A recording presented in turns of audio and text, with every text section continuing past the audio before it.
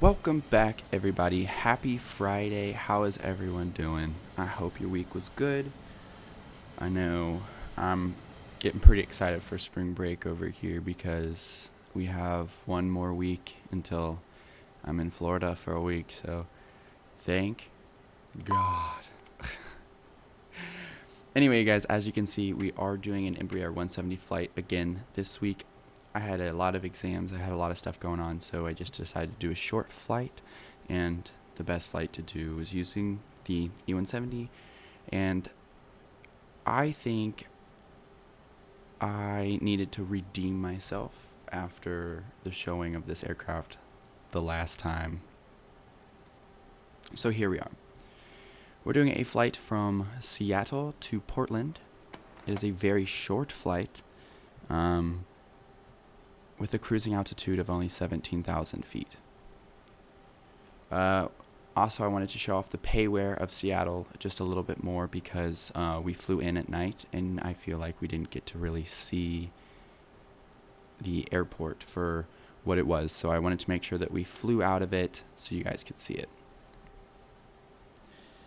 Otherwise than that, guys, as you can see, we are starting to push back right now. We're just hopping right into the flight. I will tell you that the flight kind of hops around a little bit because it is such a short flight and the path or the route was kind of weird.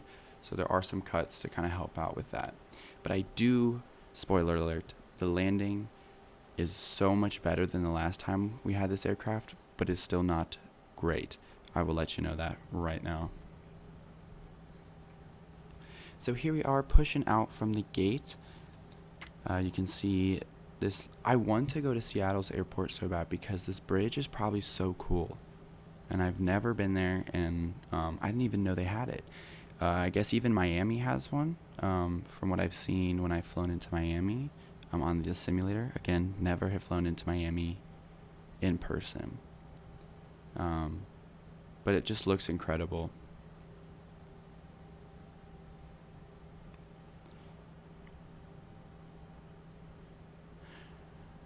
Well, so why the pushback and taxi does take some time here before we get off the ground. So we're just going to kind of take our time and really just kind of relax. It's more of a relaxing flight this week because, like I said, my life has been crazy this week. So it feels good to kind of just sit down and have a nice little flight. And I did find myself jumping into the simulator just to have some fun more recently, which is always good. I really enjoy just being able to get in and enjoy the simulator. Here is a good kind of view of the airport. The modeling is absolutely incredible. You can also see the skyline of the city in the background there a little bit. I need to find a way to show you guys the payware of the city because I do actually have the payware of the city Seattle. You'll see a little bit as we leave to the ortho scenery that is around the airport. But what I have paid for even surrounds like the major downtown area. So that includes a lot of the tall buildings like cruise ships, the ports, all that stuff. I think some stadiums are in there as well.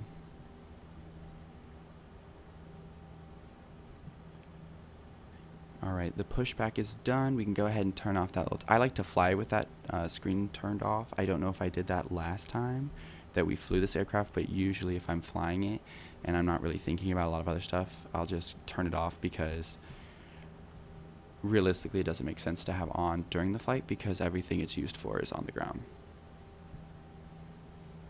This is me grabbing the runway heading from the FMC. The clicks are extremely loud.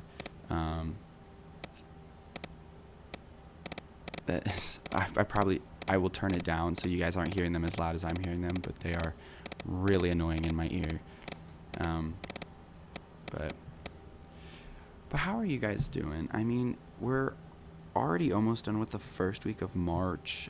I don't know what it is. This spring seems like it's going by so fast, which I'm okay with because, we get out of school in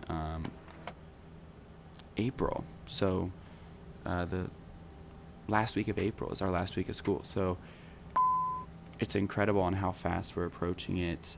It's also terrifying, but I hope you guys are doing good. I hope everyone's staying safe, healthy, with all this coronavirus and flu going around.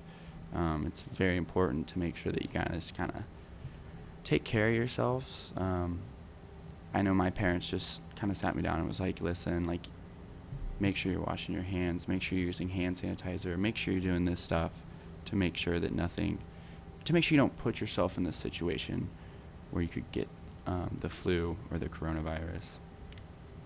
But it is kind of scary with all this happening. But my personal opinion is it's just life. Like, if you catch it, you're gonna catch it. So yes, take those steps to make it harder for you to catch. But listen, if you're gonna catch it, you're gonna catch it. There for a while when it first came out, it terrified me, and I've kind of accepted that you can't let it really affect your life. You can't make it just make you stay inside all the time, because that's just not the way to do it. Here's another good view of the aircraft. The aircraft and the airport is what I meant to say. But you can see this Dash 8 taxiing out in front of us. We will actually follow that all the way down to the runway, and then we'll watch it take off as well. So that's kind of cool. That's where one aspect of world traffic really comes into play on making the airport alive and making it a lot of fun to be in. There are those clicks again. We're setting our speed for takeoff. Our auto brakes are already set to RTO. And basically the aircraft is already in takeoff configuration. Now it's just time for us to taxi.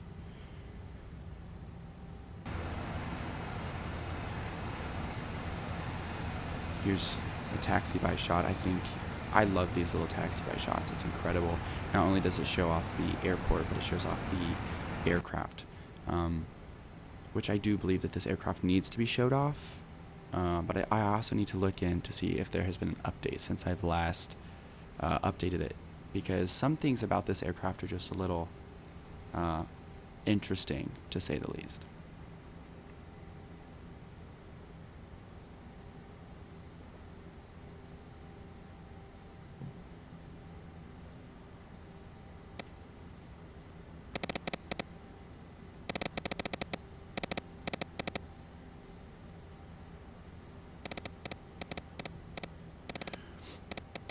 Also, just to kind of give away like a little mistake that I made, which I cut out of the video, is make sure that your vertical speed is put in the right direction for takeoff, because I'm positive I cut it out because it's really embarrassing, but I had my VS set to negative, so I turned autopilot on and the aircraft started diving.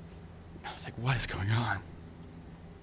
So you can ask yourself, have I had a clean flight in this aircraft? The answer is no. Which is just how it goes sometimes. That's all you can do is laugh. I mean, it's a simulator. So there we go. We had a little cut because that was a really long taxi, so I wanted to just kind of get up to the point and get there. But as you can see, this Dash 8, which is in the Alaskan livery, is going to take the runway in front of us.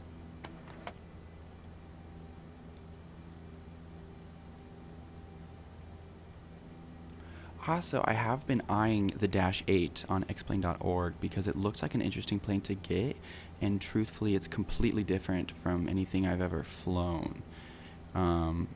Which, if you guys know anything about it and you guys have recommendations, like I should get it, don't get it, let me know, because I've been eyeing it, but I'm the type of person where even when I eye it for a long time, it takes a lot for me to finally just be like, yeah, like, I'm gonna get this. So if you guys have any reviews, anything you want to say about it, let me know, because I have been very interested in it. So, and here we are watching that Alaskan Dash 8 take off from runway 16 left, or 16 left. And there she goes.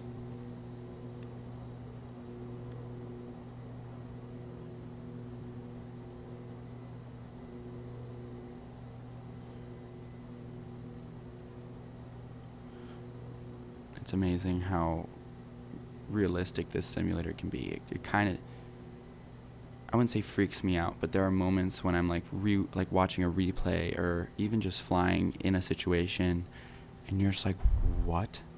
Like, there's sometimes I just get excited. Like, I'm sitting in that seat view and I get excited. Here we can see another, I believe it's another Alaskan coming in here, but it is coming in on the other runway. I thought it was coming in on our runway. That's why I didn't taxi into position when the Dash 8 left. I believe it's actually a Delta now that you can see it closer. But here we go. We're going to go ahead and turn on our strobe lights because we're entering that runway. Go ahead and turn on our inspection lights, our wing light, and go ahead and turn on our landing lights, and go ahead and get this aircraft onto the runway.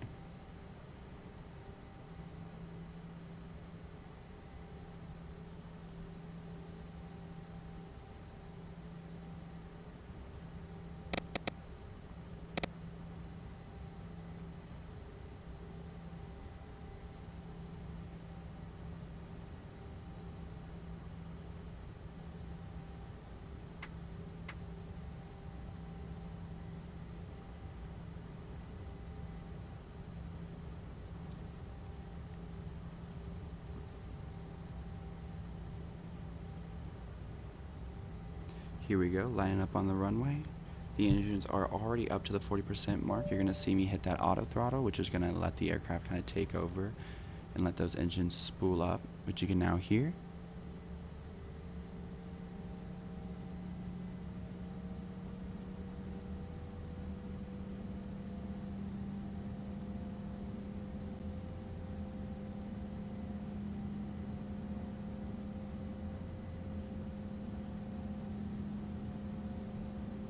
knots. That's cross-checked.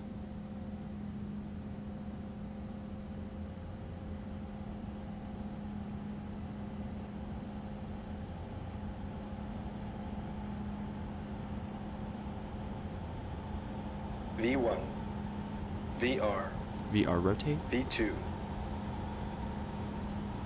Auto brake. Those auto brakes pop off for us there. Go ahead and bring those gear up.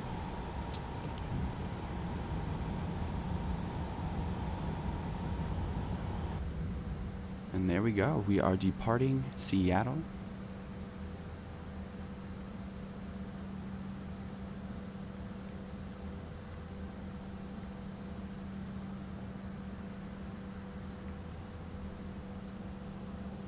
Still hand flying the aircraft. This is when I'm setting the VS for the situation, so just make sure that's positive. This is after all of that happened, because I was just like, I'm not showing that. That's embarrassing.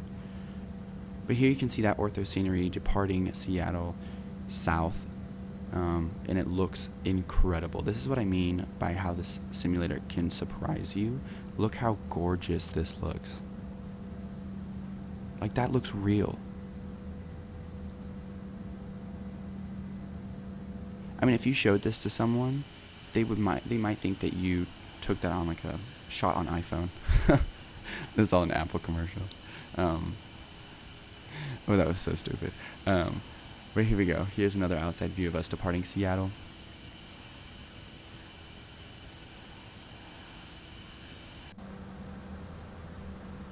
Absolutely gorgeous. We didn't use an actual departure for today, so we're flying runway heading, and you'll see me now. I'm turning over the heading to the flight heading that we need to be at to intercept our first point on the flight.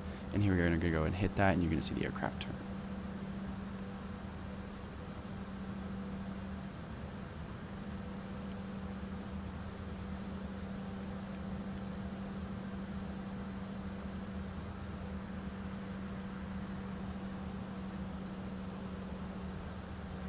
We're also going to go ahead and set the altitude for our actual cruise altitude. I usually set it for takeoff around 6,000, just because it is a good aiming point. And if something happens, 16,000 or 6,000 is a good altitude to kind of climb to. And it looks like that's what most people set as their altitude at the initial time. Granted, air traffic control actually tell you what altitude to climb to on departure. But in this situation, when I don't have actual air traffic control, I just go ahead and set it for 6,000 every time, because for me it just kind of is a nice way, because even then you get in that habit of before departure you set an altitude. So it's just kind of following that normal setup of the aircraft without having the actual air traffic control to follow. Because yes, I do play this as realistic as I can, but it's also, there's moments when it's just like, that's not realistic. So, and that's one of them, is realistically you would get permission and you would ask permission to climb and continue climbing as you departed. Here's a beautiful shot of the aircraft. This is a little past the halfway point in our flight with that mountain. The ortho scenery, look at how gorgeous that looks. Incredible. And granted, I feel like an idiot because I don't know what mountain that is. If you guys want to let me know, please do. You can say it as rude as you'd like, because I probably should know it.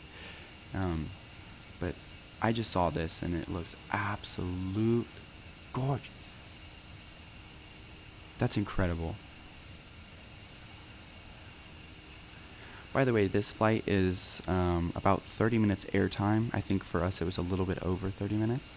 But this is a real world flight. People do actually just hop on these little commuters and fly from Seattle to Portland, which surprises me, but it also doesn't, because that's kind of how Southwest started, was doing that triangle of short hops between Dallas, Houston, and was it San Antonio? But that's how Southwest started, was doing those short flights that you could drive, but like if you had to go just for a day, it's almost better to fly and get there in 30 minutes than have to drive 4 hours or an hour or 2 hours. I'm not even sure how far the distance is between Seattle and Portland if you drove. I'll have to look into that. But there are parts when flying just becomes easier. And I say it all the time, is because my parents are like, no, it's not, like there's so much hassle. Which, yes, there's hassle, but if you're driving 6 hours, like 6 hours from Cincinnati to St. Louis, you have to drive that whole time. Whereas the flight from Cincinnati to St. Louis is about 30 minutes, a little bit over 30 minutes, probably 45. And he goes, well, it's about the same time from the time you have to get to the airport to the time you get off. And I was like, yeah, but realistically that time is so much different, because you can just sit in the airport. You can just be on your phone. You can zone out. You don't have to focus on driving. But that's my little spiel. I love flying, so I don't usually comprehend the struggle that some people get with it. But hey. Alright, as you can see, we skipped a little bit ahead here. We are now on arrival. We're about to turn on to final here at Portland. And we're about to capture that glide slope and the localizer. And overall, we had a really nice ILS approach here, which I was really happy about, because when we flew this to Sacramento, we did not get a glide slope approach or an ILS approach, and it became very hectic very quick. But also, I'm going to hate myself if I don't mention this during this video, because it kind of broke on Wednesday or Thursday, that Flybe is no longer operating.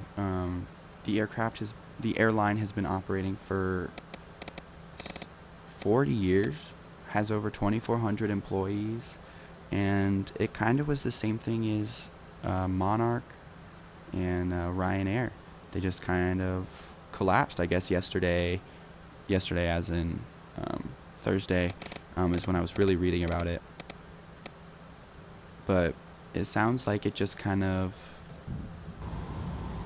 collapsed, and it left aircraft everywhere, it left employees everywhere. It looks like EasyJet is offering to help employees get home, which is quite nice. I mean, I could only imagine how much of an issue that could be, that you're somewhere else and you don't have a way home, or like the airline that you worked for isn't offering you way homes. Not to mention the customers that are now places that they're not, or they don't actually live there. They traveled there, and now their way back is completely unplanned. I can only imagine how much stress that puts on people, but it's incredible to think about that these people one day had a job and did not see it ending anytime soon, and boom, over. Don't have a job, all that stuff. You can see there the aircraft started climbing. Not sure why again, but hey, again, I have yet to have a perfect flight with this aircraft, so take that with a grain of salt.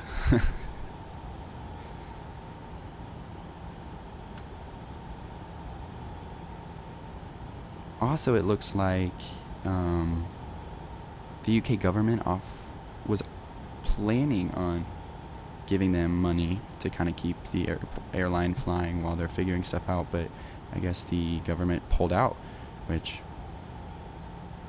is interesting. And then it's also backed by Virgin Atlantic, or just Virgin, but it looks like even Virgin Airlines wasn't going to do anything about it, so we'll see. It looks like it was supposed to be rebranded. It was announced last year. It was supposed to be rebranded into Virgin Connect. And it was supposed to be rebranded and fully brought into the Virgin brand at the beginning of 2020.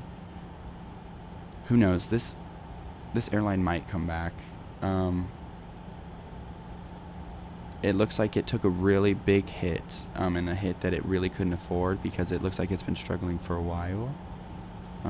But it looks like the coronavirus kind of came in and really brought down a lot of revenue for the airline, which it could not handle. So that's very sad, and I wanted to talk about that because it's always horrible to lose another player in this aviation game, because that's what keeps this all exciting. Granted, it was a regional airline, so we never really saw it over here in the US, but still, I mean, to lose a regional airline like that in the UK, where everything is so close, and from what I can tell, the tickets were pretty cheap for Flybe. It's an incredible loss that I don't wish upon anyone, but we'll keep you updated, because I'm definitely going to be reading about it, because that's really interesting to me. But here we are on final, on runway 10 right, or 10 right. I'm going to be quiet here as we approach on final. But yeah, I hope you enjoy the landing.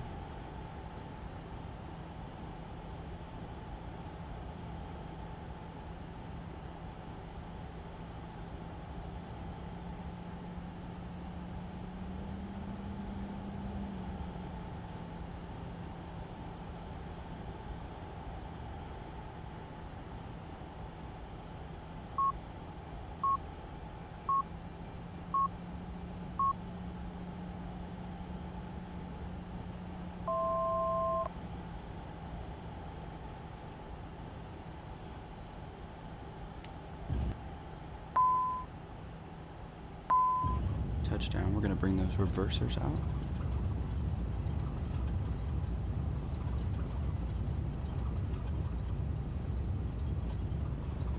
And there we go. Full reverse. You saw that Dash 8 just land right in front of us there, which is ironic because I'm not sure. I need to I'll look into it, but it might have been the same Dash 8 that took off right ahead of us at Seattle. And there we go. Go ahead and put those reversers in. And the spoilers on this aircraft come out and go in with the reverser. Gonna go ahead and turn those landing lights off. We're also gonna turn off the wing lights, and then we're gonna come back, and once we're clear of the runway, and turn off our strobe lights.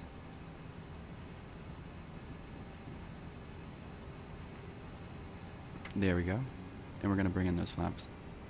Alright, you guys are gonna watch the replays, so enjoy them.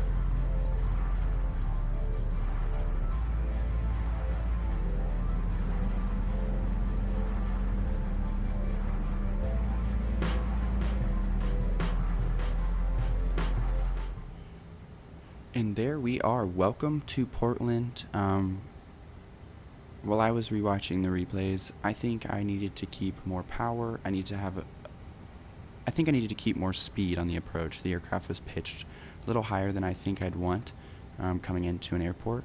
So I think I need to keep more speed. But overall, I bounced it a little bit. But I think that's also just because I needed to keep more speed. The aircraft was sinking just a little bit there. But that's kind of what I think. But please let me know what you guys thought about the landing, because I definitely think it's one of the better ones that has been up on this channel, because the last couple ones have just not been good, which I've also just been trying to, like I said, I've been having more fun in the simulator, so I'm trying to have more fun just practicing landings, becoming more confident and being able to know what is going on when the aircraft is doing what. And here we go, we're going to hop out real quick, and we're going to show the outside view of us parking, because of course we don't have a marshaller here at this airport. We have very few airports with marshallers, so I just kind of use this as my natural thing now. Again, this gate is actually marked for a smaller aircraft, so it kind of works out for us, but we're just kind of looking to line up that door with that jet bridge, because again, this airport does not have automated jet bridge, so it's just kind of, we have to imagine it. We have to create the world ourselves, which, hey, there's no problem with that, having a little imagination. There we go, parking brake is set. We're going to cut those engines. Also, while the replays were on, we started the APU, so we can go ahead and just turn off our red beacon light, turn this back on, and we're going to open the doors for you. And there we are. Ladies and gentlemen, welcome to Portland. I hope you enjoyed today's flight. I actually really enjoyed it. Some of these shorter flights are some of my favorite things to do, because it really doesn't take a lot of time out of your actual day, but it's filled with everything that you need to do, even a long haul flight, because realistically, when you're in cruise, you still don't do much. So it's the takeoff and landing that are the most important for us to keep track of. Other than that, guys, I hope you guys have a great weekend. Thank you so much for watching. As always, feel free to leave a like and subscribe if you liked videos like this, or if you have other video ideas, please feel free to let me know down in the comments. As always, guys, welcome to Portland, and we will see you next time.